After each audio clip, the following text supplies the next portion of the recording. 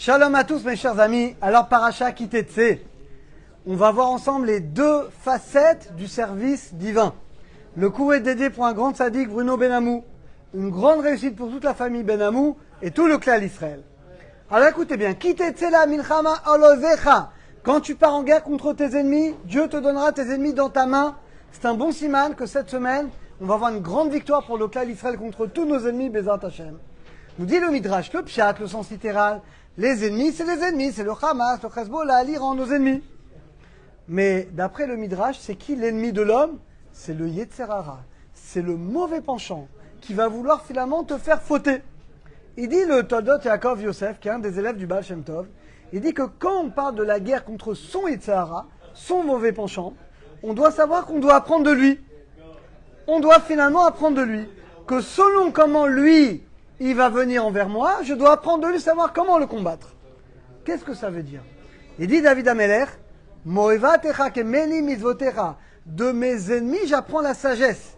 Il dit David Ameler, je dois apprendre de mon ennemi pour savoir comment je dois me conduire envers lui. Donc on doit apprendre du Yetzer Hara. Comment on peut apprendre du Yetzer Hara? Alors il dit le Baal Shem Tov, écoutez bien. Il y a un Mishnah en Pirkei Avot qui dit Eze Gibor, vous connaissez tous, Akovesh et Titro. Qui est l'homme fort? Celui qui domine son Yetzer Hara. Il dit le Baal Shem Tov, il y a deux manières de faire la guerre contre son Yetzer Hara. Il y a deux facettes dans le service divin. Première facette, quand le Yetzer Hara, il veut venir t'attaquer, rater la tfila, dire du lashon hara, regarder quelque chose que tu n'as pas le droit de regarder. Première manière, tu le repousses. Moi je veux pas, moi je suis un tzaddik. Tu repousses le Yetzer Hara. C'est la première manière. Mais il y a une deuxième manière. C'est quoi?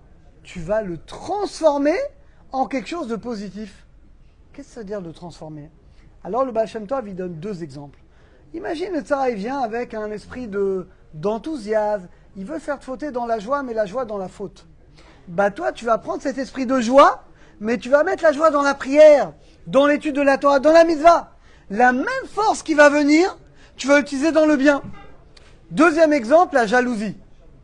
Quand finalement, le Yetzer Hara, il vient, il te montre, ah regarde l'autre, il a une plus belle voiture que toi, une plus belle maison que toi, il a plus d'argent que toi. Il veut te faire tomber dans la jalousie. Tu vas prendre cette force de jalousie et tu vas l'orienter dans la Torah, dans la Gdusha par exemple.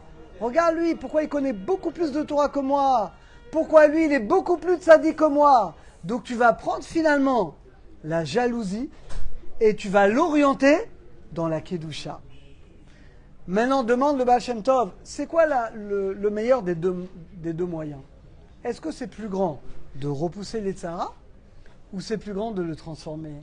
Et bien il dit le Baal Shem Tov, Eze Gibor, qui est l'homme fort? Akovesh. C'est quoi Akovesh? Vous savez que dans les lois de Shabbat, une dérivée de bichoul, c'est bichoul avec le sel. On peut cuire avec le sel. Comment on fait des saumures? On prend un légume, vous mettez du sel, du vinaigre, vous laissez pendant 24 heures, et c'est comme ça que tu arrives à avoir des cornichons, des saumures, etc. Comment on appelle ça dans la Lara? Kovesh Kevashim.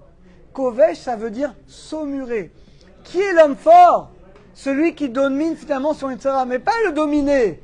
Celui qui est capable de transformer son Yetzer Hara. Comment tu transformes le Yetzer Hara? Tu transformes le Yetzer Hara en Yetzer Tov. Comment? Eh bien, tu prends la même force dans la Gdusha. Je vous donne un autre exemple. Le Yetzer Hara, il te dit maintenant d'être paresseux. Ah, c'est bon, prends ton temps.